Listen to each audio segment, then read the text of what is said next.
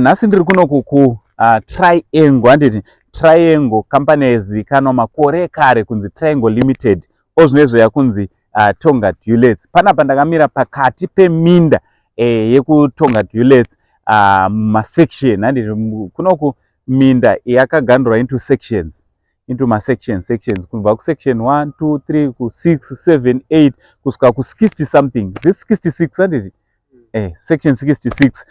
So vanoziva izvo zvandiri kutaura ka vanhu vekuno kuTriangle. Yes, so ndoda kuti ndimbokuradzai kuti nzimbe dzinorimwawo sei. Sezvamuri kutoona inzimbe idzi, handiti these are hectares, thousands and thousands of hectares of sugar cane. And sugar cane yedu mukada kucheka just like chibage ine mavarieties akasiyana siyana, ine matypes akasiyana siyana, handiti panzi zeti chiko ze68 pane inonzi Bollinger, I remember. Pane yakanyorwapo inonzi best, and something like that.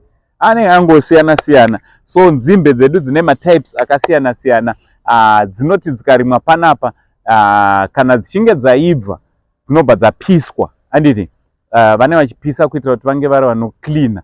Kupisa nzimbe kucleana marara esawa, dzobva dzatemwa dzochitakurwa nezvimahailo zvimatrucks zvinozotakura zvichiendesa kumill.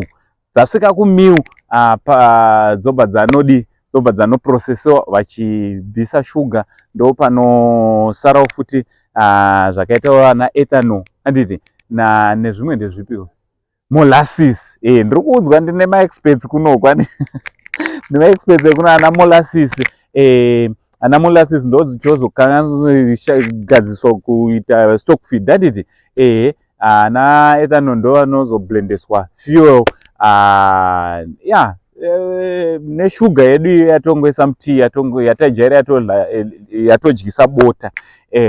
So ndo zvazvakaitawo kunoku. Ndawo ndingokuratidzai, handiti kushuga kunoku kuya kunoimbwa nababa Harare, ndinobuda shuga inini, handi havendana anobuda pai, handakazvarirwa Chiredzi. Kuno kuTriangle, this is Triangle company yakunzi Tonga Dulets, handiti Tonga Dulets. Ukangonawo shuga yakanyorwa nzi Tonga Dulets, munotombozoverengawo here zvibepa izvozviya zveshuga, kana kuti mune muchingoda product iri mukati matongoisa mutii motongonakirwa.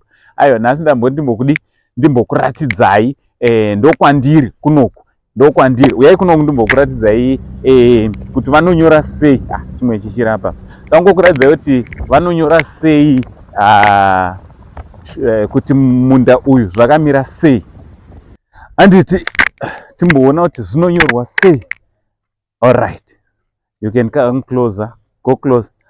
All right, iyo I think ndo uyu wakanzi section 6, handiti section 6 pamusoro sezvamuri kuona apa. This field yeku-section 6 field 0604. I'm sure maybe zvura kuti munda weku-section 6 field number 4, handiti hectare. Okay, hectare. This is 1024 hectares. This is 1024 hectares.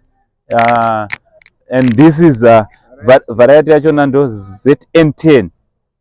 Okay, and this is rate 1. Amenoti kureta chiyo zvozikanwa vanhu vemukati momuwaridzi.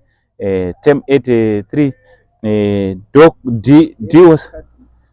date of cutting 26/09/22. Kuroti vakapesa kukata nzimbe idzi dzapesa kukatwa muswa 26 September 2022. So ndo mamiriro zvakaita kunoku, ndo mamiriro zvakaita kunoku kuTriangle, kwatauya kuti tizomboona kuti zvakamira sei kunoku Triangle Limited. Triangle inowanikwa kuLowveld, handiti kuLowveld ndo kune Triangle. So ndingokuratidzaiwo vazukuru vaAngle Saint kuti munge muri munoziva kuti zvinofamba sei, shuga inobva kupi.